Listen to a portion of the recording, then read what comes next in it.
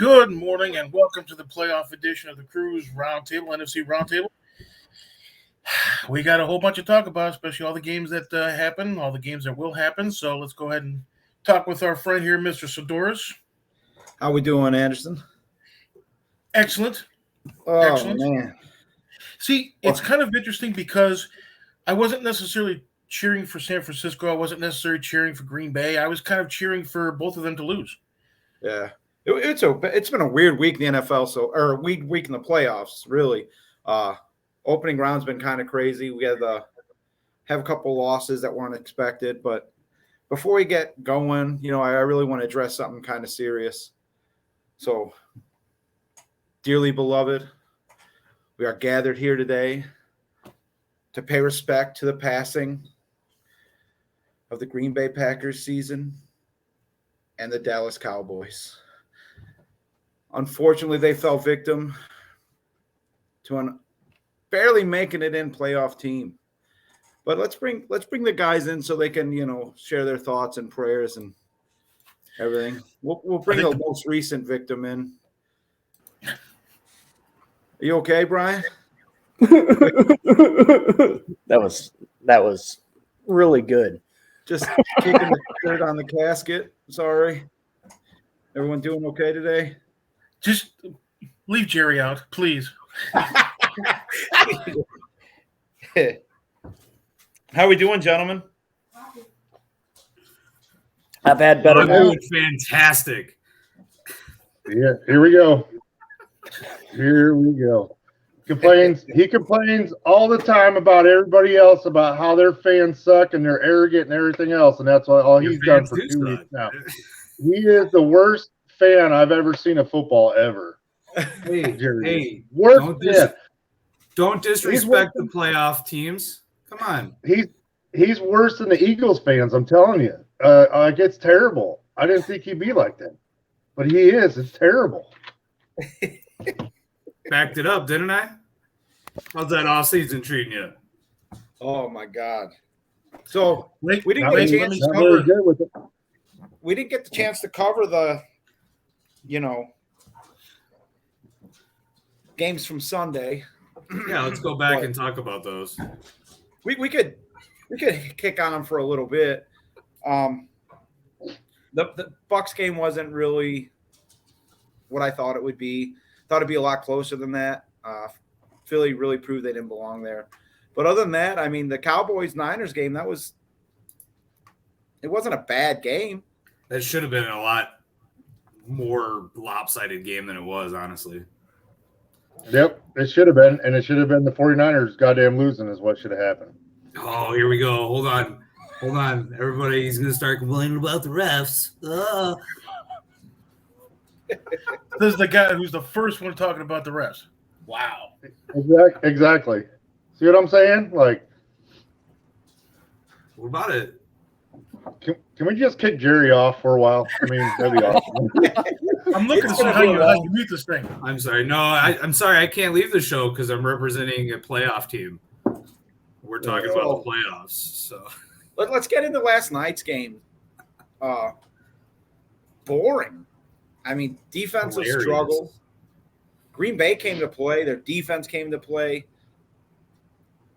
Brian, what happened? What are your thoughts on that? I mean, we'll get Jerry's, I'm sure, throughout the entire show. But... Yeah, I know. We're going to need like a 30-minute segment of Jerry just going off, But anyways. I got my finger on the mute button, guys. Don't worry. Yeah. Last week, you guys did ask, I think it was actually Mike asked me who am I more worried about out of the teams that were remaining. And I specifically said the 49ers. This team plays physical. This team plays a slowed down version on offense. They run the ball. They run down your throat. They are physical. They did exactly what they needed to do. I give the Packers D credit. I mean, granted, they got, Zadarius Smith came back and definitely was a big help on the defensive side. The defense played a great game. I'm not going to doubt the defense. The thing that I guess really shocked me was how the offense just completely sputtered. But I give the Niners credit defensively as well with the shutting down basically the run game. I mean, it was really a couple big plays that they gave up, which led to the first touchdown. And if Mercedes Lewis doesn't fumble, the Packers could have been easy. The Packers could have easily been up 10-14-0 real quick. And I think that's what really changed the game around a little bit was that fumble, because then you saw Aaron not really trusting anybody besides Aaron Jones and Devontae Adams, and he was getting flushed out of the pocket, and he's usually pretty decent, but the Niners defense just played a hell of a game. But the 10-point swing on special teams, that's what killed it. Packers special teams is ranked dead last. I can't stress it enough how many times that I've said this year, the Packers special teams are going to get them in trouble somehow. If it's not Mason Crosby, who needs to retire, if it's not their coverage on kickoffs, they're not getting good returns on the return game. I mean, special team wise, they suck. I mean, it's hands down. I give the Niners credit. The Niners came in there, did what they needed to do, and beat a team in the elements. I mean, I've got nothing else to say besides, I mean, it was a hell of a game. Jerry has every reason to brag, unfortunately, and we just got to hear about it.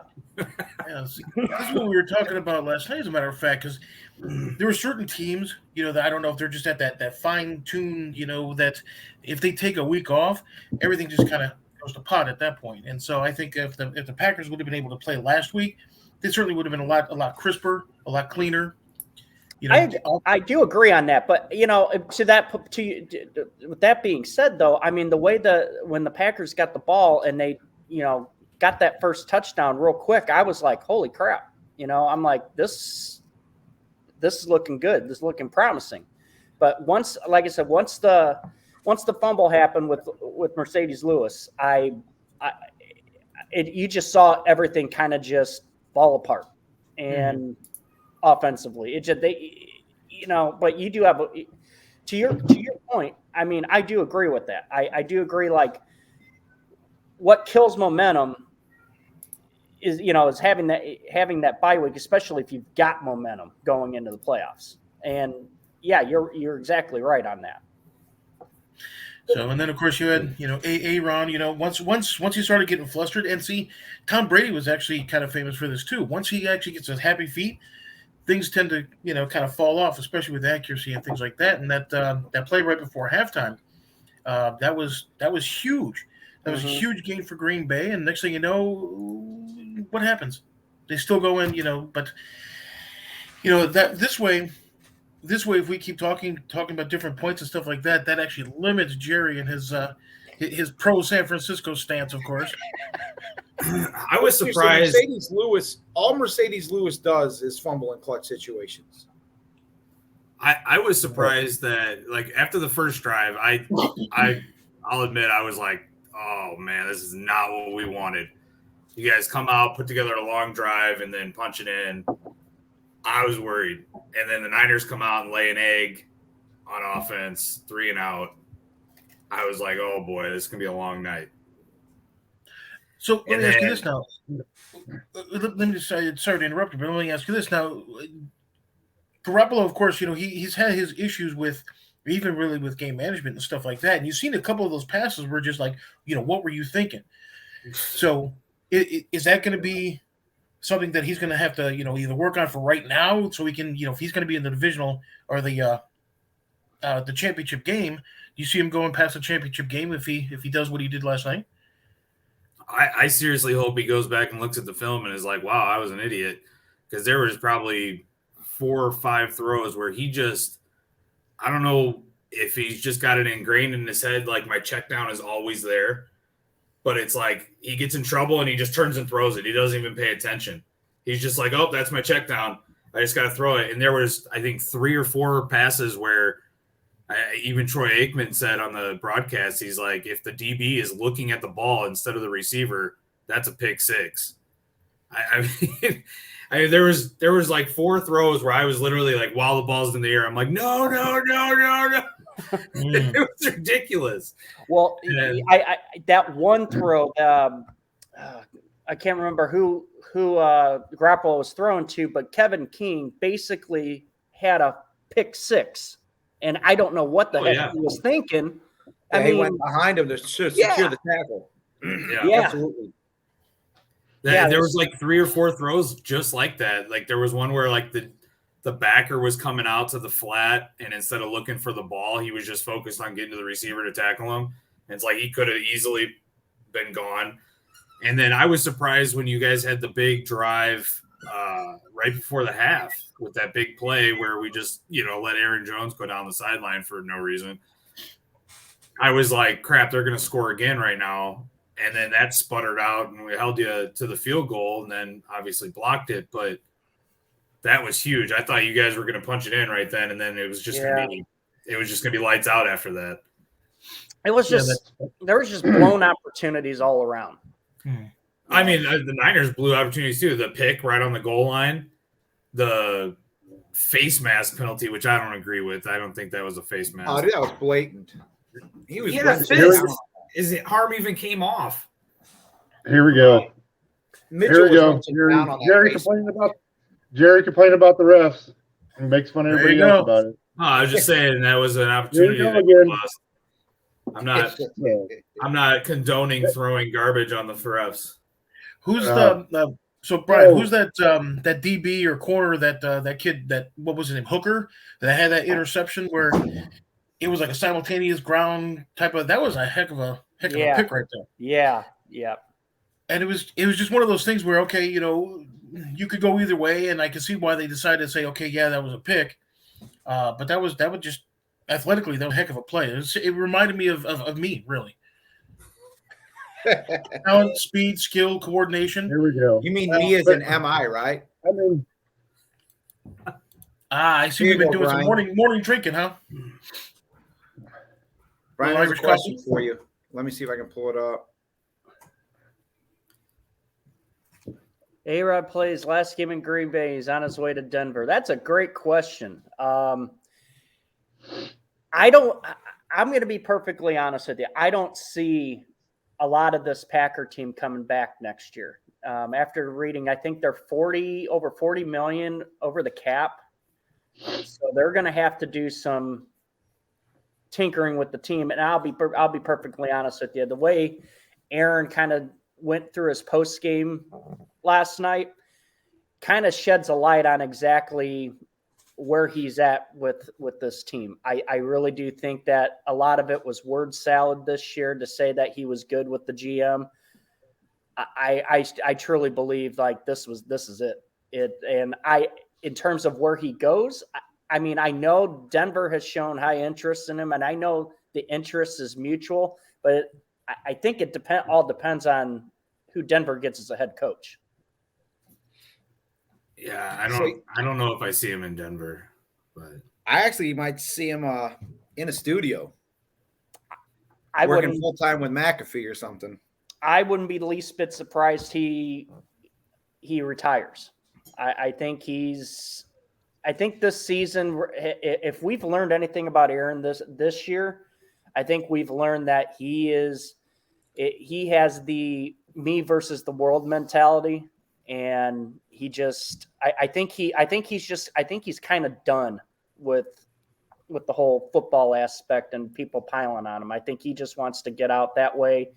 He can go to the media or host Jeopardy or do whatever he wants to do, and he doesn't have to worry about it anymore.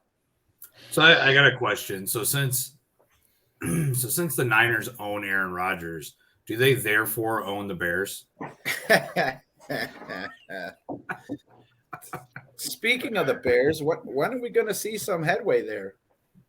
Oh, I just saw this. It just came across breaking news. The Bears are actually looking into hiring for their head coach, the Green Bay special teams coach. Yeah. Would imagine. Let's see. Okay, so what I remember reading about the Bears, for example, Jim Caldwell, apparently he turned down a couple of offers to interview with a couple of different teams, and I guess he's been talking to some people about being part of his staff because there's a strong possibility Jim Caldwell might end up in Chicago. That's a very strong possibility. You know what? That actually would be I would be okay with that. It's not like a Leslie Frazier or something like that.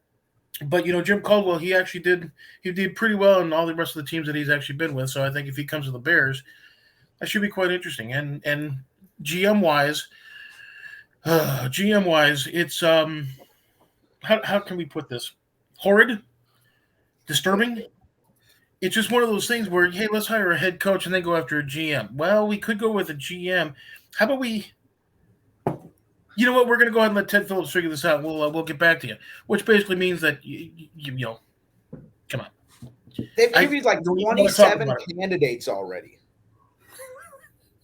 Yeah, I think they interviewed. I think there's on the list. Let me check the list right here. There's still 123 people still left to interview. I'm sure there is. They've already started second rounds and haven't completed first round interviews. It doesn't make any sense. Are they going to do like they did when they were looking for a kicker and they go out to the local the brewery? I think McDonald's has a better chance of getting the order right than the Bears do. Well, see, that's the thing too. As a matter of fact, if you remember that whole McDonald's thing, it's like for a chance to win $40,000 or whatever it was, but that $40,000 was a Bears contract. And that was kind of the problem. That's what they did for the kicker after the double doink. They had the tryout at what was it, Goose Island? Yeah. And you can go in the parking lot and try to kick the 27-yard field goal or whatever in the snow. Actually, that is a great. Like I saw that on my Twitter feed from like a couple years ago or whatever, and it was you can look this up and it's hilarious. The very first person that went to kick in that contest literally slipped and fell right on his butt. It was absolutely hilarious. But that was like a legit thing. They said that if somebody was able to kick there, they were going to sign them. I wish that wasn't true. I love all the Bears fans that are on social media right now. And they're like, oh, our boy Robbie Gould won the game. Like he hasn't played there since what, 2015? Yeah, but he cut his teeth in Chicago. Claimed that fame. That's why he's used to Green Bay. That's why he's used to, it's just one of those things. And because, of course, they beat Green Bay, naturally we have to take ownership of that particular person. So, so question: Can we stop saying that the Niners are just a bad matchup for a team and admit that they're a good team? No, they're just a bad matchup. I don't think we can. I'm not being a jerk. No, but let me put it to you this way, okay? I'm being 100% honest with you. So, if the Niners are forced into a game where they have to throw the ball and they have to outscore their opponent, like literally shootout, they can't do that. They're not built for that. They can't do it. They have this year. Who? The Bengals. The comeback against the Rams. I mean, they played all faces of the game in different games this year. So were those defensive? Did the defense lead to that? Lead to those scores? No, not in those games. Did in this game, didn't in this game. Because, like I said, Jimmy G with some of his throws and stuff like that, you're like, what are you thinking, man? Oh, absolutely. I'm not denying that. I'm just saying that. I mean, in the last 6 weeks, the Niners have went on the road and beat the Bengals, who are in the AFC Championship game. They beat the Rams to get into the playoffs. They beat the Cowboys, who everybody said, oh, they're going to the Super Bowl. But we all know how the Cowboys play. But they went into Lambeau, beat the Packers. What's that? Who said the Cowboys were going to the Super Bowl? I know I sure didn't. I was going to say, you say that every week. No. This guy and every other Cowboy fan for the last 25 years, they've gone. I never said they were going to the Super Bowl. But anyway, I never said they were going to the Super Bowl. But no, Joey, I honestly think they're a matchup nightmare for certain teams, and I don't think they can win a shootout. If you put the ball, let me put it this way: are you comfortable with Jimmy G dropping back and throwing the ball 40 times a game? No, but that's not going to happen. That's not going to happen. There's your answer. If he's in a shootout, he can't do it. But the Niners don't play in a shootout. That's what I'm saying. It's not going to be a shootout. You can't say they're a great team if they can't win in that aspect. They're not going to be in a shootout. I know, because they're going to be so far behind. They're just going to run the ball and run the clock. They're going to grind a drive that takes 11 minutes and score. That doesn't allow you to do a shootout. And then what's your offense going to do? Okay, the other team's offense comes out and scores in 2 plays. You're putting your tired-ass defense right back out on the field. I get what you're saying, and that's a great philosophy if you get the ball first. I mean, even if you don't, you go down and score. Okay, well, let me ask you this now. So let's just say you play the Rams. Rams score first, right? Take 2 minutes off the clock. Okay. Niners go out and take 11 minutes off the clock. Rams go back out and score again. You're already into the second quarter. Okay. So you would have to have the ball first. And you're putting a super tired defense back out on the field. That 11 minutes, that's what's going to open up Jimmy to be able to throw and hit those guys that make those. They get the yak. Hey. He has one receiver. And every time he plays halfback. Everybody's missing what Mike just said right here. He said when the Rams play the Niners. So he's not even predicting the Bucs to win. He's talking about the Rams.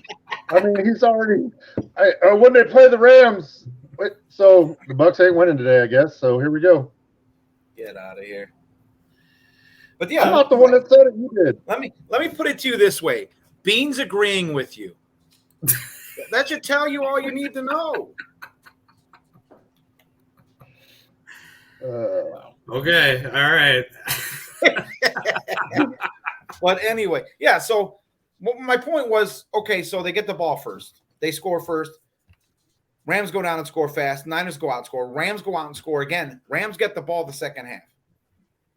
Okay, well, my point Rams is that now you're down. When you have that grinding drive, and then the other team comes out, 2 scores. Okay, but the other team comes out and scores real quick. That defense goes back out there, and maybe not that drive, but the next one down, they have another long drive and score. Then the next drive that they come out, that team is tired. So then when you throw the little 5-yard in route, that's the one that breaks it and goes 60 yards. You could have just said completion. When you stole the completion, we all know it's a 5-yard route because you got Jimmy G at quarterback. And it's going to be a breaking in route. That's it. But look at the bright side. You might have a 10 or 12 play drive that's going to end up in a pick. Hey. Didn't that happen last night? That happened last night. And how'd that work out? Oh. By an eyelash. And it wasn't even anything that Jimmy G did. Believe me, it wasn't. Search going. I tell you what, Jimmy G learned a lot from Tom Brady about complaining to them refs. I can tell you that right now. He's learned a lot. When does he complain to the ref? Because I honestly don't see him say a word during the game, and he just smiles the whole time. How is every shot you guys take somehow tied at bashing on the Bucs? It's like, and I just don't get it. Look, I guess Tom Brady's global. That's why. If you want, I have some extra gear you guys can borrow. It'll be okay. No. I'm not a bandwagon like Bean. Was that the picture you had of you wearing a Brian Urlacher's jersey? Lost a bet. Oh. In-laws are big Bears fans. We'll have to post that picture up on the crew page. It's already on Facebook. The wife plastered it all over Facebook. Hang on, I'm going to take care of that right now. For everybody. So, my true favorite team. No. All right. Let's get into that Bucs game. Let's get it. You got 40 minutes to talk about. I got at least 35. Okay. Well, seriously, this game. Mute. The Rams have beat the Bucs the last 2 times they've played. Last 2 times they've played last time they played, I should say, not the last 2 times, because the time before that they had Jared Goff, and anytime you lose to Jared Goff, you can't make excuses. So same with Matt Stafford. Anyway, so the Rams faced the Bucs early in the year. The Bucs had no secondary. depleted. I mean, it was awful. Playing guy off the street, looking like Skeletor, hasn't played in a year. Kyle Trask. That game. Oh, I got big news on Kyle Trask today. You stay tuned. But anyway, so the Rams come into today's game. The Rams come in today's game without their tackle, Whitworth, and without their safety wrap. They just activated what's that guy out of the nursing home, Waddell? Right? Ain't that his name? Eric the safety. The old man, I can't think of his name. Might have Alzheimer's. Not him. Oh. Not me, him. But anyway, Brady's going to pick that apart if he has time.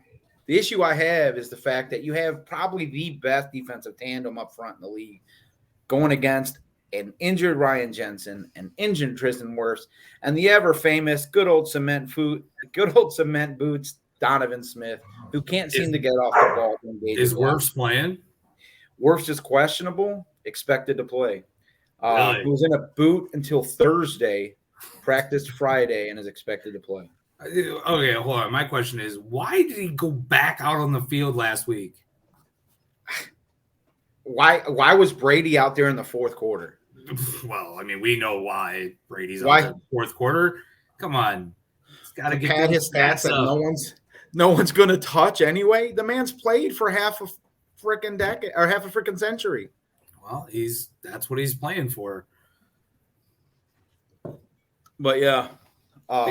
For him to go back out there after he comes off the field with his like ankle dangling, just like, I'm like, I get it. You're, I'm good. But it's like, it's not smart. Like, yeah, no, it was stupid. In fact, you risked further injury. It was exactly. Then they put their backup tackle in who gets hurt. Josh Wells gets injured. So now we're on to a third string tackle if Wirfs goes out. But anyway, Bucks come in without Donald Jones. What's that? I said your coach got fined too, didn't he? Yeah, which is hilarious for hitting his own player in the helmet, where Aaron Donald literally has his fingertips, because his arms are so short. I didn't see it. On the dude's neck. What are you talking about? Nobody saw it. Nobody saw it. I saw Bruce Arians come off the sideline 40 yards out of the field. Should have been flagged. And spear one of his own players and then get up and punch him in the face. I saw all that. I saw it. Yeah. With my own eyes.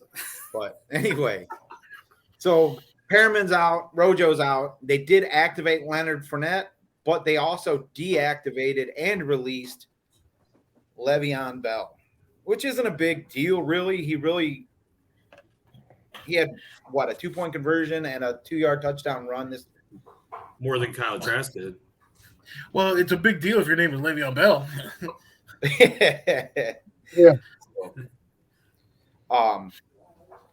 Players to watch this game, I really think you're going to look at Vita Vea up front. The Rams' offensive line isn't that stout up front. They don't have the big bodies to keep the pressure up the middle. You force Matthew Stafford to roll, force him out, get uncomfortable. I think you have a chance there.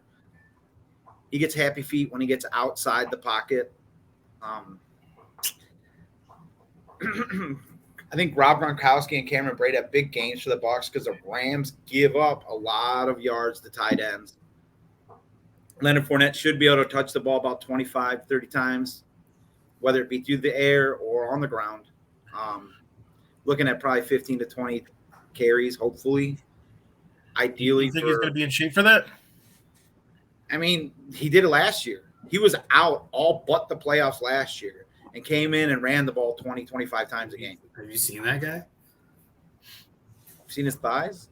Anyway, so SMB is back, and we'll be on Cooper Kupp probably most of the game with Cooper in the slot. That's going to be a big matchup as well. Cam Akers in the screens and wheels and swings, all that stuff to the backs that the Bucs have faced all year and somehow still can't figure out how to cover. It's going to be an issue. Cam Akers is explosive. He's young. He's healthy. He's got no tread on the tires. Barely played this year, so that's an issue. Do you honestly think that Matt Stafford shows up in his first ever divisional round playoff game? every time I've talked bad about Matt Stafford this year, late in the season, he goes out and plays well. So talk bad about him. I don't think I'm gonna. So let's hear that. Yeah. Okay, here's the big Kyle Trask news on the day. Buccaneers have activated John Brown. Did they give him a red crayon today? No, seriously, this is big news. Buccaneers have activated John Brown, wide receiver, because Perriman is injured. They have released Bell. They've also activated 4th-string quarterback Ryan Griffin and have decided to once again not let Kyle Trask out of the press box.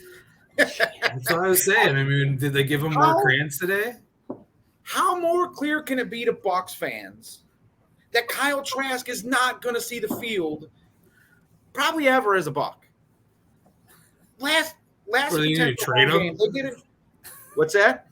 What are they going to do? Trade him? Only a team like the Bears would pick that up. I don't know. San Francisco, they're used to having crappy quarterbacks. But anyway, the playoff teams are talking. Shh. Yeah, wait till next week. TJ's got a big point here. If I can get it to come up. Why does it not show when I click on it? You broke it? There you go. There it goes. SMB on Cup, nightmare scenario. Bucs need to bracket him as much as possible and force him to the middle of the field. The only issue I have with bracketing an inside slot receiver is congestion. That's his bread and butter. Right. You force too many people in the area of a slot receiver. You're causing basically what the offense needs. You're causing separation off your own guys. It's not really a best case scenario you want to look at. If I were anything, I'd run inside out on him, put someone on the inside of him, leave zone outside of him, and let him see what he can do on his own. And he's looking like, ain't that the same as bracketing? And it's not. Well, actually, what I was just thinking, it's kind of interesting, and it's took about 32 minutes and 43 seconds to realize we didn't run our opening video. Real good, producer. Well, we did have that little funeral dirge for the for those who did in fact, because like I said, it's one of those things where Dallas lost, Green Bay lost, and stuff like that, and I can make fun of those with very little to no worry because Bears didn't even get that far.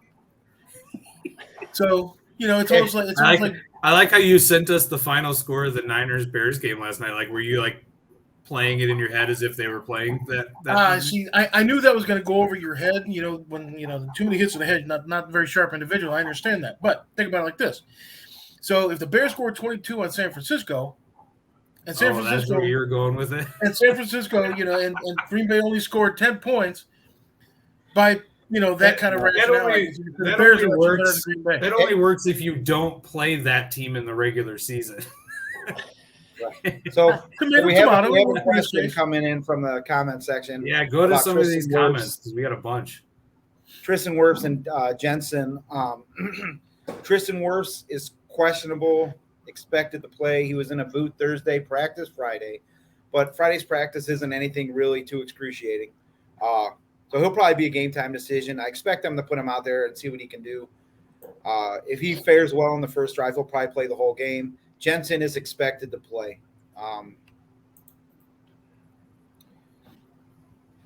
Let's see. Here's another comment we got about Stafford. Nope, wrong one. No, that is about Stafford. Yeah. If Matthew Stafford takes care of the ball, gets the ball to weapons, I think they can win. Oh, the Rams definitely can win this game. It's not like a game where the Bucs are going to run away and hide. I don't. The Rams I think you're win. It'll be a showdown of the best division in football, like I've been telling you guys. Oh my god! Oh my god! Oh my god! It's weird when you have a soft division and you play each other twice. You don't really get hit. When you're not really. Hey, Bucs make the playoff. Bucs have more playoff wins this year, or this year than the Packers do the last two. That's all I'm going to leave with that. Just going to. sit here like this and Packers earned the bye, take the L last year. Packers earned the bye, take the L this year. They're going to change their name to the Green Ball Packers because they keep adding L's at the end. Go Rams.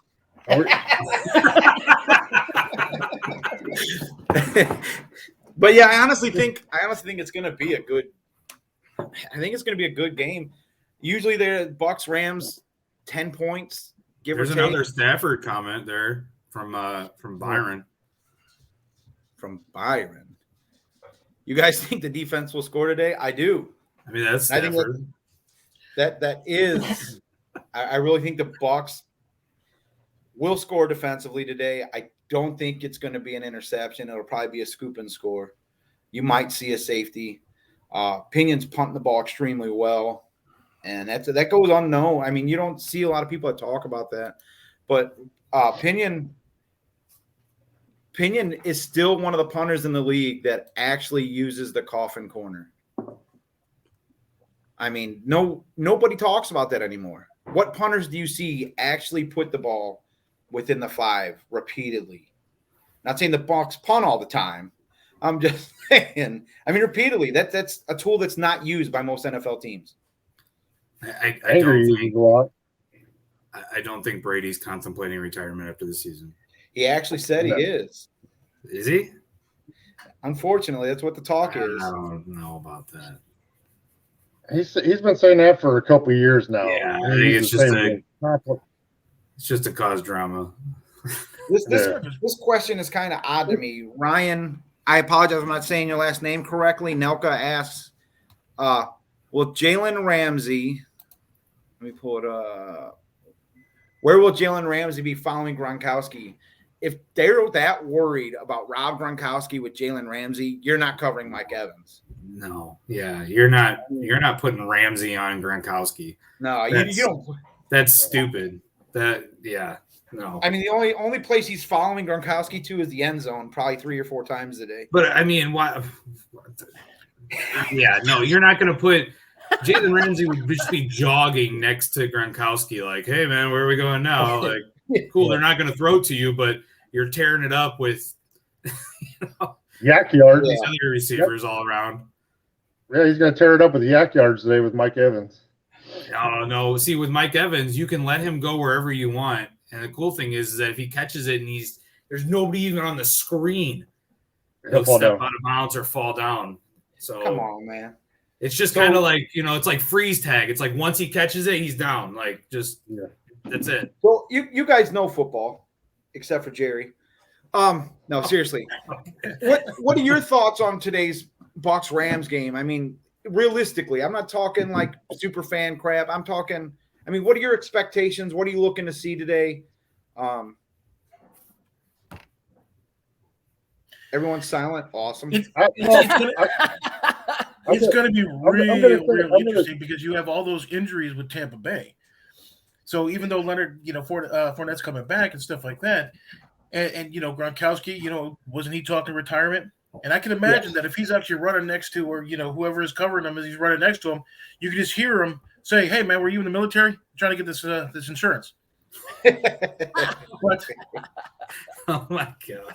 But you also got to think about it like this. Now you got the Rams coming in. Stafford, and he does have some familiarity with that. Well, everybody's got familiarity with Brady. He's been in the league for 68 years. So there's always that familiarity, and you just got to check that.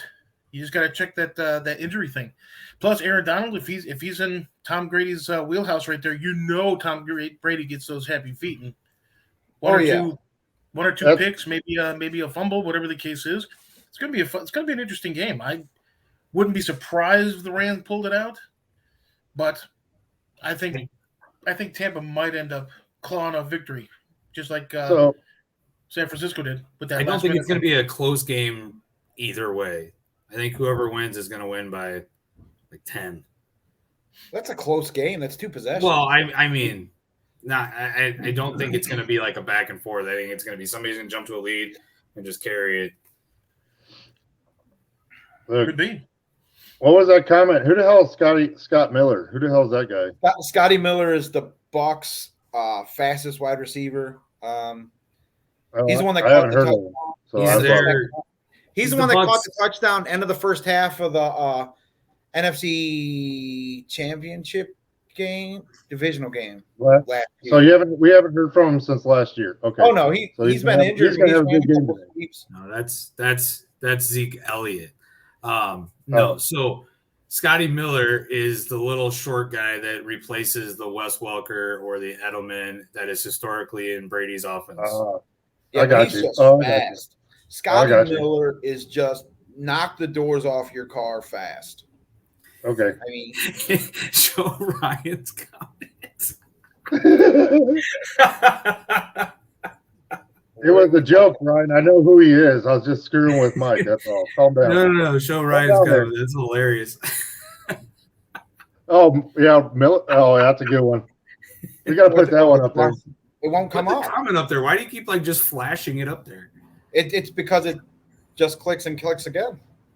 There we go. That's a good one there. I agree. Hunter Renfrow looks like the guy that your daughter talks about not wanting to look at or see at the prom, and then ends up going with, and you're like, okay, he's going to be a good guy. You have nothing to worry about. And then he goes and, But he's unbelievable with his routes. He's fast. I would trade Scotty Miller first round draft pick for Renfrow right now. Poor Renfrow is on that one team that sucks. What team does he play for? Hey, they're awful. But who does Renfrow play for? Sorry, I was choking there for a second. I think it's like the Raiders or something. No, they don't play anymore. Oh yeah, that's right. Yeah. But I mean Renfrow. Did you guys hear that whistle? That's a timer. Is Mike done finally? But yeah, he really. No. Hunter Renfrow is amazing. I mean, he doesn't get a lot of credit for what he does. But. Hey Mike, I got a question for you. Defensively with Tampa, how if you were the defensive coordinator for the Buccaneers, how would you play this offense? Oof. If I were to sit down and break down film with them and whatnot, whatever, it'd be easier to assess. But looking at how Matthew Stafford doesn't do well with pressure, I would have to go like a man zone. What are we laughing at? Huh? What are we laughing about? What? Okay, so what were you saying about the defense? What? No, sorry, didn't mean for my coffee pouring to be. What's that? So I didn't mean for my. I would go man zone on them and blitz right up the center, and force them to. I didn't hear you. It dribbled out there for a little bit. What did you say?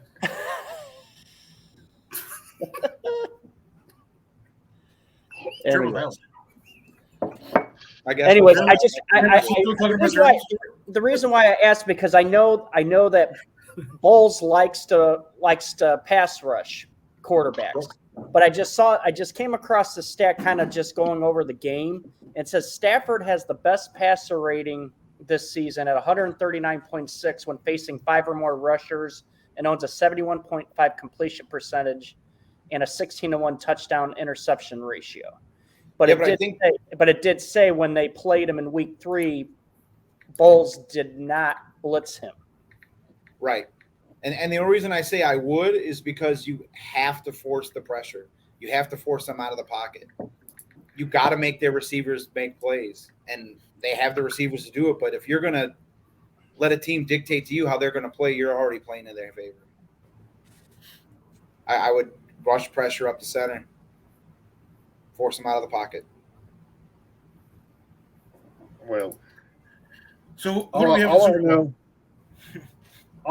know right now is you asked about, what's going to happen today. And every year me and my boys do a playoff bracket to see how well we do. and I've won every single AFC game and have lost every NFC game. It's because you keep picking the Cowboys. Come on. Dude, I'm not telling you. It's just not them. It's everybody else. I picked the Packers, so this is what I'm going to do. I'm going to pick the Bucs to win because the Rams is the only team that are going to stop the 49ers. And then next week, I'm going to pick the 49ers to win. That way they can't even get in the Super Bowl. That's what I'm doing. So I just heard you correctly that the Niners beat the Bucs. Ryan asked who we think is the X factor for the Bucs Rams today. I really think the man upstairs, Kyle Trask. The refs. I really think you're going to see a lot of Cam Akers today for the Rams. Swings, screens, wheels. Bucs still haven't figured it out. I mean,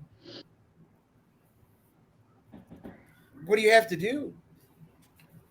That's what I mean. What would you do if you know a team cannot defend the screen, the wheel, the swing, and you have one of the fastest backs in the NFL who's got good hands, who's good in the open field? What would you do? Oh, and you got Cooper Kupp who can run the receiver screen. Right, but they're going to key on him. They can't stop the screen, even if they key. You're right. They've been trying to do it all year. You're going to try to force the balls to someone when you got someone that can just get in the open field and destroy you out of the backfield. I don't see them forcing the ball to Cooper Kupp today. No, I'm just saying. I mean, they can run that screen too. Oh, yeah. Run a tunnel screen to your wide receiver for sure. Yeah. I'll give you a collective X factor. I say the defensive line for the Rams. Because if, again, Tom Brady gets pressure, that's it. You know, he gets those happy feet. He makes bad decisions just like everybody else. 100%. That's New York. So do you run at Aaron Donald? Who? Do you run at Aaron Donald?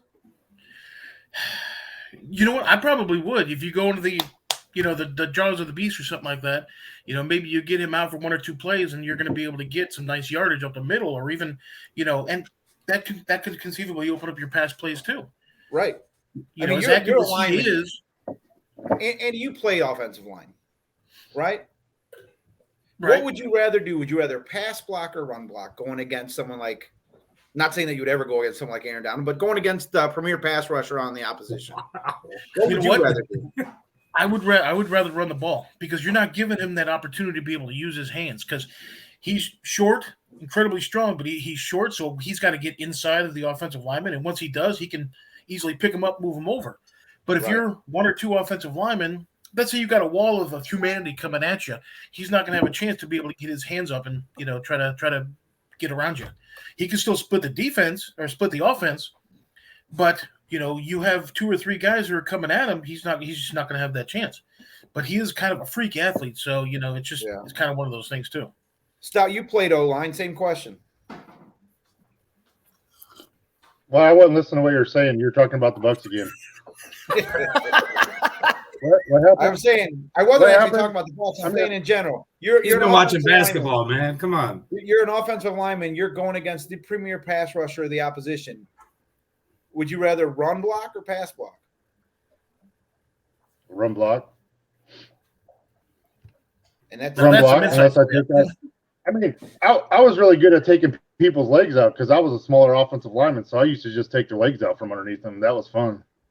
I mean, that's what basically what happened. I mean, every guy I went up against had at least 50 pounds on me, and they would come bull rushing in every time. That's all they did, bull rush. So I just kicked their legs out from underneath them. Yeah, Bucs have attitude. I mean, you got Jensen, but he's hurt. But if Jensen can get in Donald's head, I think you can take him out of the game as well. And that's why I think running early is going to be a big factor this game. He had no impact in the Niners game whatsoever. Right. They benched him at one point. Here we go. We got another question coming in. If it come up. Okay, here we go. Who is the MVP this year? Ooh. The refs. I don't know, man. With Joe. If I'm giving an MVP trophy the out, umpire from the Dallas game. if I'm giving the most valuable player out, it would have to go to someone like Cooper Kupp or Derrick Henry, someone like that. Derrick Henry didn't play half the year. Right. I know that. What I'm saying is that type of player, someone that completely takes over a game. Not saying that he's worth the MVP this year. I think it's going to go to Rodgers. It's going to go to Rodgers. 100% it's going to go to Rodgers. Yeah. But I don't think he's the most valuable player to his team in the league. You take Rodgers off his team, they lose. You take Brady off his team, they lose. Granted. But there's Cooper Kupp's putting up phenomenal numbers this year. I mean, I agree with that. I can agree with that, but I also I want to say Joe Burrow, but he hasn't really played all that well up until, he's had his hit and misses, but I mean, it's the first time since 1988 since the Bengals have made the championship game. What would be hilarious is if they made the Super Bowl and played the Niners and then got blown out like they always have when they made the Super Bowl. Their only Super Bowls were against the Niners and they got destroyed in both of them. Oh, Jerry. I mean, it would be funny. Come on. Well, it'd be funny, but all right. It's a lot going on the road to win in every game in the playoffs. I know we're getting close to time, so we got to cut the Buck stuff short. I need like 3 minutes to talk about the Cowboys. I mean, you let Andy talk about the Bears right off the start. We're talking playoffs. You're good. You're good. We're not even talking about right now. So I'm already saying I'm done listening to the Bucks already. I'm done listening to it. You had 45 minutes already of Bucks talk. I mean, it's enough. We left the place because of that. That's why we left. It's an active team right now, so it's legit. Well, anyway, that we're talking about them. Let's hey Jerry, nobody's asking you. Shut up. Scott, let's hear your 3 minutes of playoff football talk. No, I just wanted to cut. I mean, next year's gonna be our year. We're gonna do it. Come on, guys.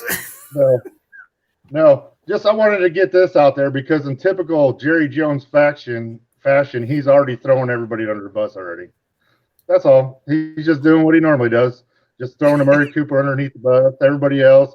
So it's going to be a good offseason, looks like. So here we go. You needed 3 minutes. So, I mean, I did a minute. Whatever. Well, I figured about 30 seconds of me saying something and then about 2.5 of Jerry running his mouth. So that's why I added the time in.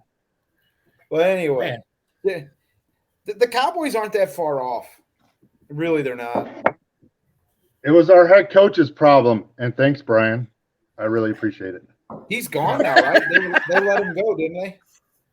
I love the stat that came out the other day, and it was Joe Burrow has won more playoff games in the last 8 days than Dak Prescott in the last 6 years. Joe Burrow has won more playoff games than Aaron Rodgers in the last 2 years in the last 8 days. Oh, I mean, anyway, we have one more question, and then we're going to have to get our closing statements in. But Ryan wants to know who's comeback player of the year for you guys. Good. That's a good one. Yeah.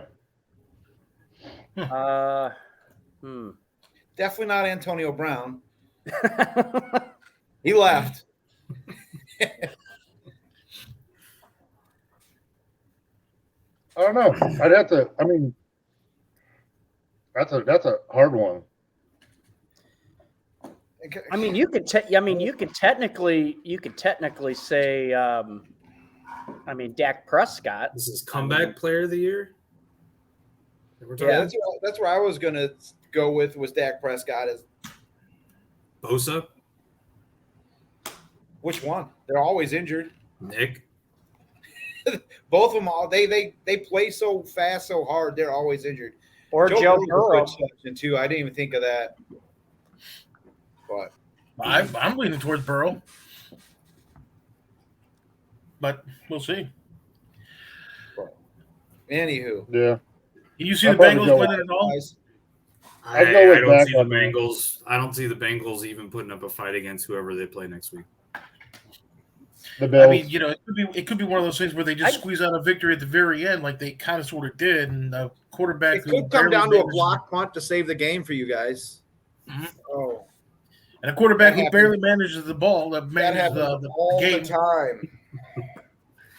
Winning field goal with no time left, and we put 10 guys on the field. But anyway, so Jerry, ideally, who would you like to face? I don't know. I mean, I think they match up well against the Bucs, honestly. But at the same time, we have the Rams number. How long can you keep beating the dead horse before they stand up for themselves? So that's the only worry with going and playing the Rams is. Oh my God! Yeah, I already seen that. Yeah, I didn't put that one up there. I like the players. I hate my owner. Okay, that's what's going on. Here we go. But yeah, I don't know. I mean, they have historically Shanahan has the number against LaFleur and McVay. You know, they all coach together or whatever, but they can't beat him. I don't know what it is, but he knows everything that they're going to do and has their number. So Bucs win. We're looking at a John Lynch Bowl for the right to go to the Super Bowl. Yep. And you'll have Garoppolo versus Brady. Yeah. That almost sounds like story writing to me. It almost like it's a soap opera. That's going to be a lot of talking to the refs that game if that happens. Why get this play? Yeah, I mean, both of them. The Rams win. You learn from Brady. All right. So you learn from Brady. It'll be the longest game. You've got part 3. Stout, who do you want the Cowboys to take with their first pick? I don't know. Whoever. Jerry will screw it up anyway, so I'll let Stephen A. Smith do it. I guess Brian, who do you want the Packers to take with their first pick? I have no idea. All right, we'll just go to Andy. Andy, what would you like the Bears to do with their third pick? No first pick. All right. Are you going to trade it? You're going to trade it away? We were hoping to be able to get so if anything, if we actually give up our first round pick and was it 25, 26, 27 to 28, we might be able to get like a junior college player or something like that, or even somebody as good as like a Jimmy Garoppolo. Hey, you know what? He's still taking shots. You got to respect the man that's on his back still pulling the trigger. But I would say the Bears see if we can actually get an entire offensive line for our first pick. I think that's not important. We'll do that last. Yeah, honestly, I think the Bears will be the last team to sign a coach. You know what? They very well might be, or they might end up picking up Jim Caldwell, which I think that would be a good pickup for them. Or you're right. What'll happen is they'll sign their coach and be the last team to sign their GM. Let Ted Phillips take care of all the football operations. That would be awesome. Lee Bad. Mama said I was doing a good job. Yeah. All right, gentlemen. Well, we've hit our hour. Any closing thoughts or anything you'd like to get out there before I go watch the Bucs prepare to host the Niners? You know, you wanted to say beat the Niners or beat the Rams, whatever. You know you want to say it. Come on, Mike. Last thing I want to say is, can we limit Jerry's time from now on? I definitely want to say it, but as long as I keep winning, I can keep talking, man. But pleasure talking with you, gentlemen. Please like, share, follow, and we will see you all next Sunday, 9 a.m., the Krewe NFC Roundtable. All right. See you guys. Jerry, you got anything? Nobody. Deuce. Good job. What? Wait. Stop. Yeah, we're still live. Go Niners.